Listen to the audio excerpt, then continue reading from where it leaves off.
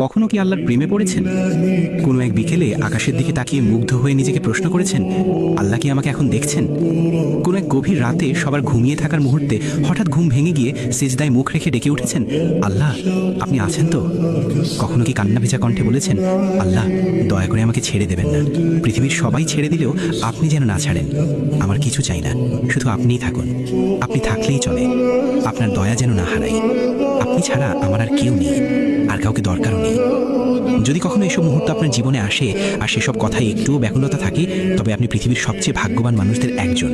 কারণ মোনাজাত মানেই শুধু চাইতে হবে এমন নয়, কখনো কখনো আল্লাহকে শুধু ভালোবেসে ডাকতে হয়। কোনো চাওয়া নেই, অভিযোগ নেই, শুধু প্রেম আছে। মন খুলে বলা, আল্লাহ আমি আপনাকে ভালোবাসি। এই ভালোবাসা যখন কারোর মধ্যে আসে, তখন দুনিয়ার কষ্টও মিষ্টি হয়ে যায়। সে তখন বুঝে যায় যে হৃদয় আল্লাহর ভালোবাসায় ভরে গেছে, সেই হৃদয়ে আর কিছুই চাওয়ার থাকে না। আল্লাহকে যে পেয়ে গেছে তার আর কি লাগে।